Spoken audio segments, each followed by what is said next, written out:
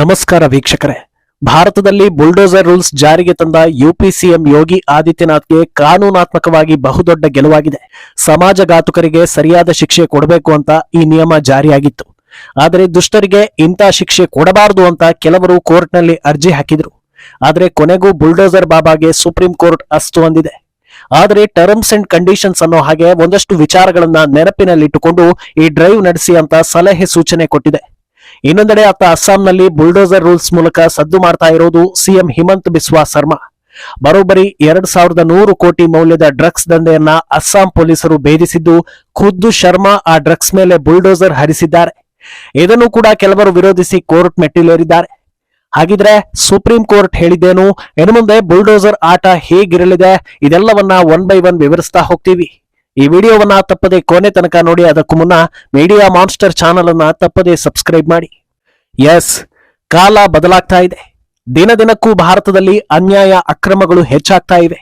ಕೆಟ್ಟ ಕೆಲಸ ಮಾಡೋರಿಗೆ ರಾಜಕಾರಣಿಗಳ ಬೆಂಬಲ ಸಿಗೋದ್ರಿಂದ ಯಾರಿಗೂ ಕಾನೂನಿನ ಭಯವೇ ಇಲ್ಲದಂತಾಗಿದೆ. ಎಷ್ಟು ಸಾಧ್ಯವೋ ಅಷ್ಟರ ಮಟ್ಟಿಗೆ ದುಷ್ಟತನವನ್ನ ಪ್ರದರ್ಶಿಸೋ ಮಟ್ಟಕ್ಕೆ ಸಮಾಜ ಬಂದು ನಿಂತಿದೆ ಅನ್ನೋದನ್ನ ದಿನ ಬೆಳಗಾದ್ರೆ ಮಾಧ್ಯಮಗಳಲ್ಲಿ ನೋಡ್ತಾ ಇದ್ದೀರಾ. ಹಾಗಿದ್ರೆ ಇದಕ್ಕೆಲ್ಲ ಕೊನೆಯೇ ಇಲ್ವಾ ಅಂತ ಕೇಳಿದ್ರೆ, ಕಾನೂನನ್ನ ಬಲಪಡಿಸಿದ್ರೆ ಸಾಧ್ಯ ಅನ್ನೋದು ಶಿಕ್ಷಣ ಪಡೆದವರ ಅಭಿಪ್ರಾಯ. ಇದನ್ನ ಕಾರ್ಯರೂಪಕ್ಕೆ ತಂದಿದ್ದ ಸಿಎಂ ಯೋಗಿ ಆದಿತ್ಯನಾಥ್ಗೆ ಸುಶಿಕ್ಷಿತರಿಂದ ಬೆಂಬಲ ಸಿಕ್ಕಿತು. ಸಮಾಜಘಾತುಕರಿಗೆ ಇದೇ ಸರಿಯಾದ ಪಾಠ ಅಂತ ವಿದ್ಯಾವಂತರು ಹೇಳಿದ್ರು. ಆದರೆ ಎಷ್ಟೇ ಒಳ್ಳೆ ಕೆಲಸ ಮಾಡಿದ್ರೂ ಅದಕ್ಕೆ ಅಡ್ಡಗಾಲು ಹಾಕುವವರು ಭಾರತದಲ್ಲಿ ಇರೋದ್ರಿಂದ ಈ ನಿಯಮದ ವಿರುದ್ಧ ಕೆಲವರು ದನಿ ಏರಿಸಿದ್ರು. ವಿಚಾರ ಕೋರ್ಟ್ ಮೆಟ್ಟಿಲೇರಿತ್ತು. ಈಗ ಶಂಕದಿಂದ ಬಂದ್ರೇನೆ ತೀರ್ಥ ಅನ್ನೋ ಹಾಗೆ ಸುಪ್ರೀಂ ಕೋರ್ಟ್ ಬುಲ್ಡೋಸರ್ಗೆ ಅಸ್ತು ಅಂತ ಹೇಳಿದೆ. ಬುಲ್ಡೋಸರ್ ಆಕ್ಷನ್ ಸಂಬಂಧ ತೀರ್ಪು ನೀಡಿರೋ ಸುಪ್ರೀಂ ಕೋರ್ಟ್ ರಸ್ತೆ, ಕೆರೆ, ರೈಲ್ವೆ ಟ್ರ್ಯಾಕ್ ಹೀಗೆ ಯಾವುದೇ ಸರ್ಕಾರಿ ಜಾಗಗಳಲ್ಲಿ ಅಕ್ರಮವಾಗಿ ಕಟ್ಟಿರೋ ಕಟ್ಟಡಗಳನ್ನ ಬುಲ್ಡೋಸ್ ಮಾಡಬಹುದು ಅನ್ನೋ ಐತಿಹಾಸಿಕ ತೀರ್ಪನ್ನ ನೀಡಿದೆ. ಟರ್ಮ್ಸ್ ಅಂಡ್ ಕಂಡೀಷನ್ಸ್ ಅನ್ನೋ ಹಾಗೆ ಭಾರತ ಪ್ರಜಾಪ್ರಭುತ್ವ ಇರೋ ದೇಶ. ಆದ್ರಿಂದ ಈ ಕೆಲಸ ಪಾರದರ್ಶಕವಾಗಿ ಆಗಬೇಕಿದೆ. ಯಾವುದೇ ಧರ್ಮಗಳ ಧಾರ್ಮಿಕ ಕಟ್ಟಡಗಳು ಅಕ್ರಮವಾಗಿ ಕಟ್ಟಿದ್ರೂ ಅದನ್ನ ಉರುಳಿಸೋದಕ್ಕೆ ಯಾವ ಅಭ್ಯಂತರವೂ ಇಲ್ಲ. ಆದ್ರೆ ಯಾವುದಾದ್ರೂ ಒಂದು ಧರ್ಮವನ್ನ ಟಾರ್ಗೆಟ್ ಮಾಡೋ ಕೆಲಸವನ್ನ ಮಾಡಬೇಡಿ. ಅಕ್ರಮಕ್ಕೆ ದಾಖಲೆ ಇದ್ದು ಕಾನೂನಿಗೆ ಬೆಲೆ ಕೊಡ್ಲಿಲ್ಲ ಅಂದ್ರೆ ಧಾರಾಳವಾಗಿ ಬುಲ್ಡೋಸ್ ಮಾಡಬಹುದು ಅಂತ ಜಸ್ಟಿಸ್ ಚಂದ್ರಚೂಡ್ ಅವರ ಪೀಠ ತೀರ್ಪು ಕೊಟ್ಟಿದೆ.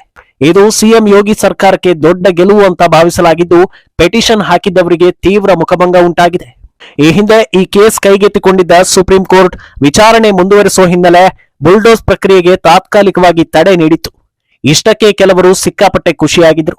ಯೋಗಿ ಆದಿತ್ಯನಾಥ್ಗೆ ಇದು ದೊಡ್ಡ ಮುಖಭಂಗ. ಇನ್ನು ಮುಂದೆ ಅಕ್ರಮ ಕಟ್ಟಡಗಳೆಲ್ಲ ಸೇಫ್, ಯಾರೇ ಬಂದ್ರೂ ಏನೂ ಮಾಡೋಕ್ಕಾಗಲ್ಲ ಅಂತ ಖುಷಿ ಪಟ್ಟಿದ್ರು. ಅಲ್ಲದೆ ಸುಪ್ರೀಂ ಕೋರ್ಟ್ನ ಮುಂದಿನ ತೀರ್ಪಿನಲ್ಲೂ ಅಕ್ರಮಕ್ಕೆ ಜಯ ಸಿಗಲಿದೆ ಅಂತ ಬಹಳ ನಿರೀಕ್ಷೆಯನ್ನ ಇಟ್ಕೊಂಡಿದ್ರು. ಆದ್ರೆ ಆ ಕನಸೆಲ್ಲ ಸುಪ್ರೀಂ ಕೋರ್ಟ್ ಭಗ್ನ ಮಾಡಿದೆ. ಎಲ್ಲಾ ವಿಚಾರಗಳನ್ನ ನೀಟಾಗಿ ಅಧ್ಯಯನ ಮಾಡಿ ಶಾಲೆ ಕಾಲೇಜುಗಳಲ್ಲಿ ಓದಿ ಸ್ವಲ್ಪ ಮಟ್ಟಿಗಾದ್ರೂ ವಿದ್ಯಾಬುದ್ಧಿ ಕಲಿತವರಿಗೂ ಸ್ಪಷ್ಟವಾಗಿ ಅರ್ಥವಾಗುವಂತೆ ತನ್ನ ತೀರ್ಪನ್ನ ನೀಡಿದೆ. ಆದ್ರಿಂದ ಸದ್ಯಕ್ಕಂತೂ ಬುಲ್ಡೋಸರ್ ಆಪರೇಷನ್ಗೆ ಯಾವುದೇ ಅಡೆತಡೆಗಳಿಲ್ಲ ಅನ್ನೋದು ಕ್ಲಿಯರ್ ಆಗಿದೆ. ಆದ್ರೆ ಈಗ ಇಷ್ಟಕ್ಕೆ ಸಮಾಧಾನ ಆಗದೆ ಇನ್ಯಾವುದಾದ್ರೂ ನೆಪ ಇಟ್ಕೊಂಡು ಮತ್ತೊಮ್ಮೆ ಪೆಟಿಷನ್ ಹಾಕಿ ಬುಲ್ಡೋಸರ್ ಕಾರ್ಯಕ್ಕೆ ತಡೆ ಹಾಕಬೇಕು ಅನ್ನೋ ಪ್ರಯತ್ನ ನಡೆದರೆ ಖಂಡಿತ ಅಚ್ಚರಿ ಇಲ್ಲ ಅಂತ ಹೇಳಲಾಗ್ತಾ ಇದೆ. ಅಂದಹಾಗೆ ಸುಪ್ರೀಂ ಕೋರ್ಟ್ ಒಂದಷ್ಟು ಟರ್ಮ್ಸ್ ಅಂಡ್ ಕಂಡೀಷನ್ ಹಾಕಿದೆ ಅನ್ನೋದನ್ನ ಹೇಳಿದ್ವಿ. ವಾಸ್ತವದಲ್ಲಿ ಇಲ್ಲಿಯವರೆಗೆ ಯೋಗಿ ಆದಿತ್ಯನಾಥ್ ಸರ್ಕಾರ ನಡೆಸಿರೋ ಎಲ್ಲಾ ಬುಲ್ಡೋಸ್ ಆಪರೇಷನ್ಗಳು ಕೂಡ ಕಾನೂನಾತ್ಮಕವಾಗಿಯೇ ನಡೆದಿವೆ.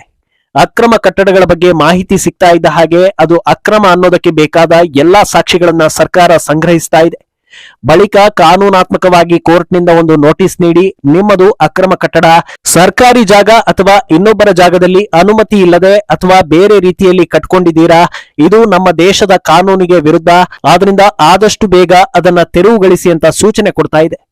ಆದ್ರೆ ಯಾರು ಈ ಮಾತಿಗೆ ಬಗ್ಗದೆ ಡಾಕ್ಟರ್ ಬಾಬಾ ಸಾಹೇಬ್ ಅಂಬೇಡ್ಕರ್ ಅವರ ಸಂವಿಧಾನಕ್ಕೆ ಚಾಲೆಂಜ್ ಮಾಡ್ತಾ ಇದ್ದಾರೋ ಅಂತವರ ವಿರುದ್ಧ ಮಾತ್ರ ನಿರ್ದಾಕ್ಷಿಣ್ಯವಾಗಿ ಕ್ರಮಗಳನ್ನ ಜಾರಿ ಮಾಡ್ತಾ ಬಂದಿದೆ.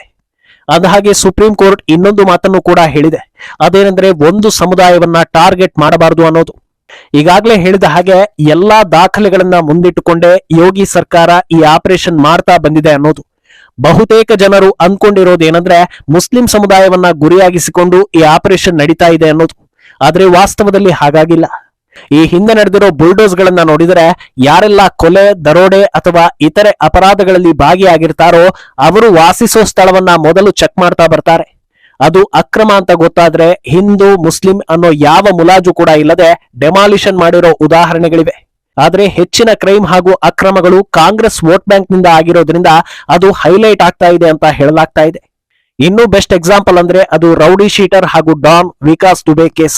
ಆತ ನಟೋರಿಯಸ್ ಅನ್ನೋ ಕಾರಣಕ್ಕೆ ಎನ್ಕೌಂಟರ್ ಮಾಡಿದ್ರೆ ಹೊರತು ಜಾತಿ ಧರ್ಮ ನೋಡಿ ಅವನನ್ನ ರಕ್ಷಿಸೋ ಕೆಲಸವನ್ನ ಯೋಗಿ ಮಾಡಲಿಲ್ಲ. ಅಂದಹಾಗೆ ಬುಲ್ಡೋಸರ್ಗೆ ಸುಪ್ರೀಂ ಕೋರ್ಟ್ ಅಸ್ತು ಅಂದಿರುವುದು ಸಂತಸದ ವಿಚಾರವೇ. ಆದ್ರೆ ಈಗ ಯೋಗಿ ಮುಂದಿರೋ ಅತಿ ದೊಡ್ಡ ಚಾಲೆಂಜ್ ಅಂದ್ರೆ ಅದು ಸರ್ಕಾರವನ್ನ ಉಳಿಸಿಕೊಳ್ಳುವುದು. ಮತದಾರರನ್ನ ಹೇಗೆ ಟ್ಯಾಕಲ್ ಮಾಡಬೇಕು ಅನ್ನೋದು ಕಾಂಗ್ರೆಸ್ ಹಾಗೂ ಎಸ್ಪಿಗೆ ಗೊತ್ತಿದೆ. ದುಡ್ಡು ಸಿಗುತ್ತೆ ಅಂದ್ರೆ ಹಿಂದೂಗಳು ಯಾವ ಕೆಲಸಕ್ಕೆ ಬೇಕಾದರೂ ರೆಡಿ ಅನ್ನೋದು ಗೊತ್ತಾಗಿದೆ. ಆದ್ರಿಂದ ಈ ಬಾರಿ ಯೋಗಿ ಕೈಯಿಂದ ಸರ್ಕಾರ ತಪ್ಪಿ ಹೋಯಿತು ಅಂದ್ರೆ ಉತ್ತರ ಪ್ರದೇಶದ ಅಭಿವೃದ್ಧಿಗೆ ಕಳೆದ 10 ವರ್ಷಗಳಿಂದ ಮಾಡಿದ ಹೋರಾಟ, ಶ್ರಮವೆಲ್ಲ ನೀರಲ್ಲಿ ಹೋಮ ಮಾಡಿದಂತೆ ಆಗುತ್ತೆ ಅನ್ನೋದು ಗ್ಯಾರಂಟಿ. ಅದಕ್ಕಿಂತ ದೊಡ್ಡ ಆಘಾತಕಾರಿ ವಿಚಾರ ಏನಂದ್ರೆ ವಿಸ್ತಾರದಲ್ಲಿ ದೊಡ್ಡ ಇರೋ ಉತ್ತರ ಪ್ರದೇಶವನ್ನ ಈಗ ಯೋಗಿ ಫುಲ್ ಕಂಟ್ರೋಲ್ ನಲ್ಲಿ ಇಟ್ಕೊಂಡಿದ್ದಾರೆ. ಚಿಕ್ಕ ಕ್ರೈಮ್ ಮಾಡೋದಕ್ಕೂ ಹೆದರ್ತಾ ಇದ್ದಾರೆ. ಆದ್ರೆ ಸರ್ಕಾರ ಎಸ್ಪಿ ಅಥವಾ ಇಂಡಿ ಒಕ್ಕೂಟಕ್ಕೆ ಹೋಯ್ತು ಅಂದ್ರೆ ಮತ್ತೊಮ್ಮೆ ಉತ್ತರ ಪ್ರದೇಶ ಗೂಂಡಾ ರಾಜ್ಯ ಆಗೋದರಲ್ಲಿ ಯಾವ ಅನುಮಾನವೂ ಇಲ್ಲ ಅಂತ ಹೇಳಲಾಗ್ತಾ ಇದೆ. ಇನ್ನೊಂದೆಡೆ ಅತ್ತ ಅಸ್ಸಾಂ ಸಿಎಂ ಹೇಮಂತ್ ಬಿಸ್ವಾ ಸರ್ಮಾ ಕೂಡ ಬುಲ್ಡೋಸರ್ ವಿಚಾರಕ್ಕೆ ಸುದ್ದಿ ಆಗ್ತಾ ಇದ್ದಾರೆ. ಒಂದು ಕಡೆ ಅಕ್ರಮ ಕಟ್ಟಡಗಳನ್ನೆಲ್ಲ ಹುಡುಕಿ ನೆಲಸಮ ಮಾಡ್ತಾ ಇರೋ ಸರ್ಮಾ ರಾಜ್ಯದಲ್ಲಿ ನಡೀತಾ ಇರೋ ಇಲ್ಲೀಗಲ್ ಆಕ್ಟಿವಿಟಿಗಳ ಮೇಲೂ ಹದ್ದಿನ ಕಣ್ಣನ್ನ ಇರಿಸಿದ್ದಾರೆ. ಇತ್ತೀಚೆಗೆ ಅಸ್ಸಾಂ ಪೊಲೀಸ್ ಟೀಮ್ ಡ್ರಗ್ಸ್ ದಂಧೆಯ ದೊಡ್ಡ ಜಾಲವನ್ನ ಭೇದಿಸಿದ್ದು ಸುಮಾರು 2100 ಕೋಟಿ ಮೌಲ್ಯದ ಡ್ರಗ್ಸ್ ಅನ್ನ ವಶಪಡಿಸಿಕೊಂಡಿತ್ತು. ಈ ಡ್ರಗ್ಸ್ ಮೇಲೆ ಹೇಮಂತ್ ಬಿಸ್ವಾ ಸರ್ಮಾ ಸ್ವತಃ ಬುಲ್ಡೋಸರ್ ಹರಿಸಿರೋ ವಿಡಿಯೋ ಸೋಷಿಯಲ್ ಮೀಡಿಯಾಗಳಲ್ಲಿ ಹರಿದಾಡ್ತಾ ಇತ್ತು. ಆದ್ರೆ ಇದಕ್ಕೆ ಸಾಕಷ್ಟು ಜನರು ತರಹೇವಾರಿ ಪ್ರತಿಕ್ರಿಯೆಗಳನ್ನ ನೀಡಿದ್ದಾರೆ. ಕೆಲವರು ಡ್ರಗ್ಸ್ ಪೌಡರ್ ರೂಪದಲ್ಲಿರುತ್ತೆ, ಅದನ್ನ ಸುಡೋದನ್ನ ಬಿಟ್ಟು ಬುಲ್ಡೋಸರ್ ಓಡಿಸಿದ್ರೆ ಏನು ಪ್ರಯೋಜನ ಅಂತ ಹೇಳ್ತಿದ್ದಾರೆ.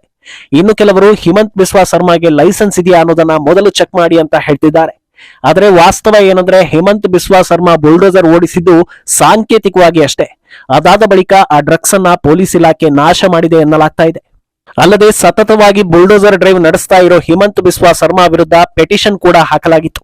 ಸುಪ್ರೀಂ ಕೋರ್ಟ್ ತಡೆ ನೀಡಿದ್ರೂ ಹೇಮಂತ್ ಬಿಸ್ವಾ ಸರ್ಮಾ ಬುಲ್ಡೋಸ್ ಕಾರ್ಯ ನಡೆಸಿದ್ದಾರೆ ಅಂತ ಅಕ್ರಮವಾಗಿ ವಾಸವಿದ್ದ ಸುಮಾರು 47 ಕುಟುಂಬ ಕೋರ್ಟ್ ಮೊರೆ ಹೋಗಿತ್ತು. ಆದ್ರೆ ಈಗ ಸುಪ್ರೀಂ ಕೋರ್ಟ್ ತೀರ್ಪು ಎಲ್ಲರಿಗೂ ಹೊಡೆತ ಕೊಟ್ಟಂತಾಗಿದೆ. ಇತ್ತೀಚೆಗಷ್ಟೇ ಸರ್ಮಾ ಅಸ್ಸಾಂನ ಅಸಲಿ ಡೆಮೋಗ್ರಫಿ ಬಿಚ್ಚಿಟ್ಟು ದೇಶಾದ್ಯಂತ ಸಂಚಲನವನ್ನ ಮೂಡಿಸಿದ್ರು. ಅಕ್ರಮ ವಲಸಿಗರನ್ನ ಆಚೆಗೆ ಅಟ್ಟುವುದಕ್ಕೆ ಎಲ್ಲಾ ಸಮರ್ಪಕ ಕ್ರಮಗಳನ್ನ ಸರ್ಕಾರ ಕೈಗೊಳ್ಳುವುದು ಶತಸಿದ್ಧ ಅನ್ನೋದನ್ನ ಹೇಳಿದ್ರು. ಈಗ ಸುಪ್ರೀಂ ಕೋರ್ಟ್ ತೀರ್ಪಿನಿಂದ ಆನೆ ಬಲ ಬಂದಂತಾಗಿದೆ. ಮುಂದಿನ ದಿನಗಳಲ್ಲಿ ಈ ಡೆಮಾಲಿಷನ್ ಡ್ರೈವ್ ಇನ್ನೂ 10 ಪಟ್ಟು ವೇಗದಲ್ಲಿ ಸಾಗಬಹುದು ಅಂತ ಅಂದಾಜಿಸಲಾಗಿದೆ. ಒಟ್ನಲ್ಲಿ ತಪ್ಪು ಮಾಡಿದವರಿಗೆ ಮುಟ್ಟಿ ನೋಡಿಕೊಳ್ಳೋ ಹಾಗೆ ಪೆಟ್ಟು ಕೊಡೋದು ತಪ್ಪು ಅನ್ನೋ ಜನಗಳಿರೋ ದೇಶ ಭಾರತ ಅನ್ನೋದ್ರಲ್ಲಿ ಯಾವ ಅನುಮಾನವೂ ಇಲ್ಲ. ಆದ್ರೆ ಯೋಗಿ ಯಾರಿಗೂ ಕೇರ್ ಮಾಡದೆ ದಿಟ್ಟ ಹೆಜ್ಜೆಯನ್ನ ಇರಿಸಿದ್ರು. ಇದನ್ನ ನೋಡಿ ಹೇಮಂತ್ ಬಿಸ್ವಾ ಸೇರಿ ಇನ್ನೂ ಹಲವು ನಾಯಕರು ಅದೇ ಹಾದಿಯಲ್ಲಿದ್ದಾರೆ. ಸದ್ಯ ಬುಲ್ಡೋಸರ್ಗೆ ಯಾವ ಅಡ್ಡಿ ಇಲ್ಲದಂತಾಗಿದೆ. ಮುಂದೇನಾಗಲಿದೆ ಅನ್ನೋದನ್ನ ಕಾದು ನೋಡ್ಬೇಕು. ಈ ಬಗ್ಗೆ ನಿಮ್ಮ ಅಭಿಪ್ರಾಯವನ್ನ ತಪ್ಪದೆ ಕಾಮೆಂಟ್ ಮೂಲಕ ತಿಳಿಸಿ.